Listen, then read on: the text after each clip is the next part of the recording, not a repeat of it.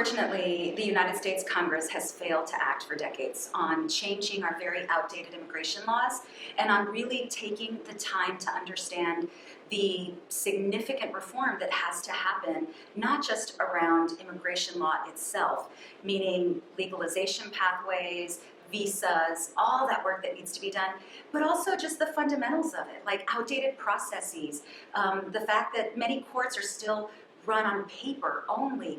It has been such a neglected issue, and it's been sacrificed basically because politicians only want to focus on the border. And they want to do that because politically it seems to have worked for them. So it's been a very frustrating situation, especially given that communities on the US-Mexico border like El Paso shoulder the brunt of the responsibility of dealing with Congress's inaction.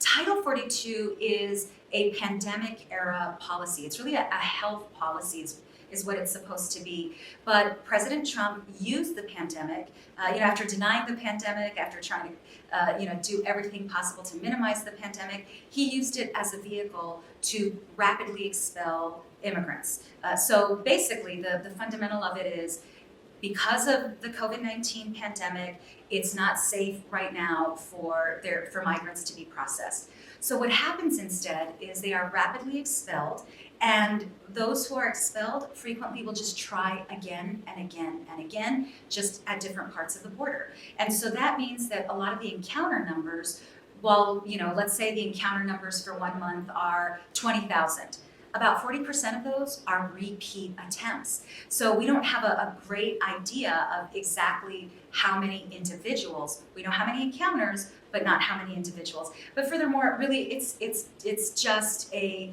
temporary reprieve, some believe, buying time until there's better policy or legislation. I think it has made things worse, not just for communities like mine, but frankly for the migrants who frequently fall prey to human traffickers who use them and take money from them, and some really horrific things happen to them when they are rapidly expelled.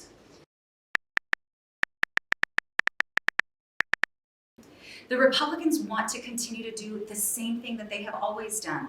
They said from the beginning, we will not pass any legislation, meaning any comprehensive immigration reform. We will not pass any legislation until the border is secure.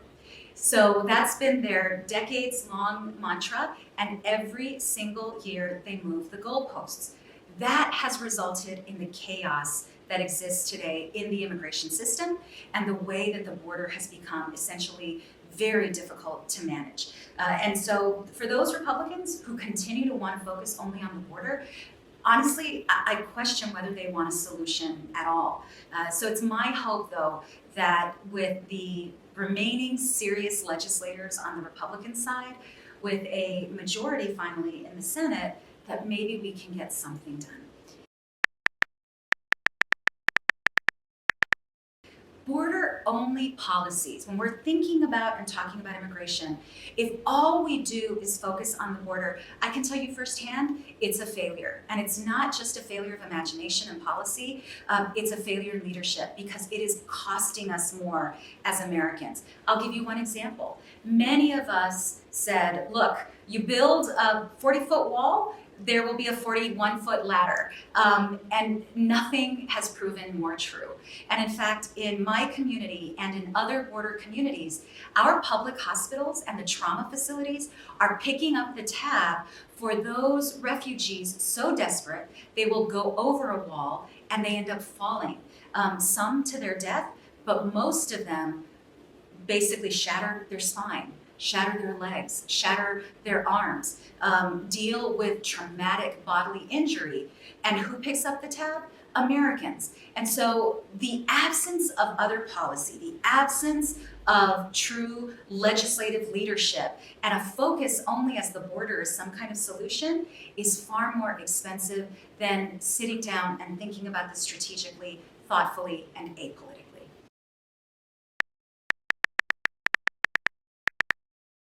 The first thing we have to do as a Congress is understand we are in a Western Hemispheric crisis when it comes to refugees.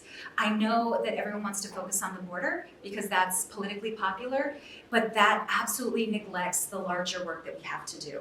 I have spoken directly with President Biden and asked him for more robust State Department diplomatic involvement. So there needs to be far more hemispheric work being done, and not just by the White House, but by Congress as well. That's number one. Number two, we have to really invest in reforming and modernizing our processes at the border. Number three, we have to pass comprehensive immigration reform. We have to address the visa shortage. We have to make sure that we are integrating immigrants into our communities in our country, those who are already here. It serves no one to keep people in the shadows. And then lastly, this has got to be an ongoing commitment. We see that migration patterns change. We see that the type of population arriving at our nation's front door frequently changes. If Congress is unwilling to adapt to those rapid changes, even if we could wave a magic wand and fix everything today, we've got to know that we've got to keep our responses, our legislation, and our commitment dynamic to address the changes ahead.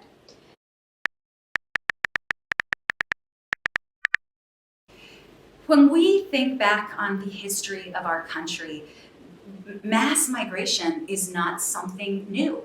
When we think about historically where we once saw it as a country, we saw this happen on Ellis Island.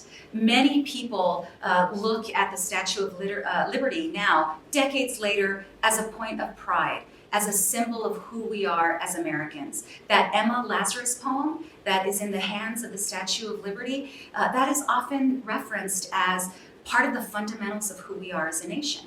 And back then, when boats full of people were arriving, we did not have the system of immigration law that we have today. And in fact, many of those individuals arriving to Ellis Island, on Ellis Island, at our nation's front door at that point, would never have been able to make it through today's myriad of immigration laws. And I have frequently referred to the southern border and my community as today's Ellis Island as a reminder of the foundation of this country, as a reminder that this has happened before, and as a reminder that there are values that we should uphold as American citizens, as those believers who know and understand that we can have security without sacrificing our dignity. I will stand by that every day of the week.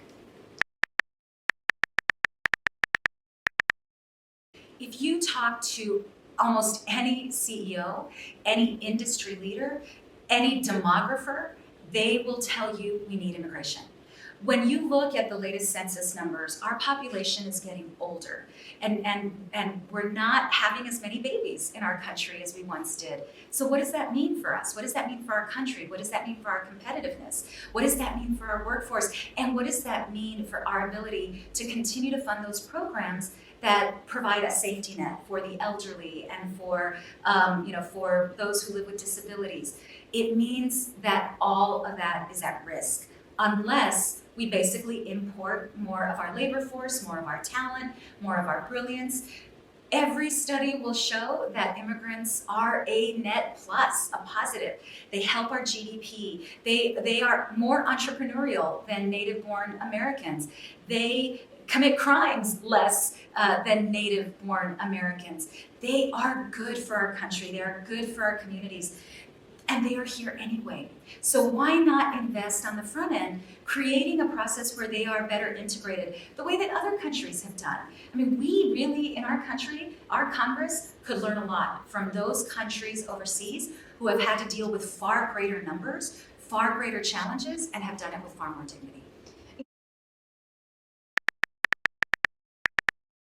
Communities like El Paso have long dealt with being on the front lines, so to speak, being at our nation's front door. And once CBP essentially processes migrants and then paroles them, which has happened under every single president, not just President Biden, it's been border communities that have had to stand up sort of what we call hospitality centers.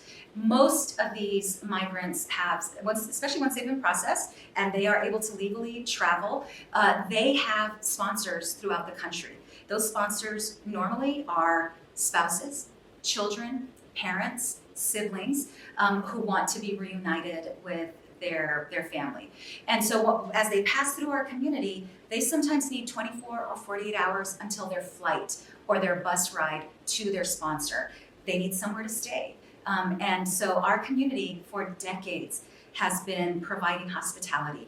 For decades, the cost of that, the actual literal cost of feeding and providing for these vulnerable populations has fallen on volunteers or philanthropic organizations, faith-based organizations, or local governments. For the first time ever, we have an administration that recognizes the financial burden. And the Biden administration has fulfilled the federal government's obligation to financially provide for this part of the process. The Biden administration has provided upfront and reimbursed funding to the city of El Paso, the county of El Paso, and countless other organizations and communities.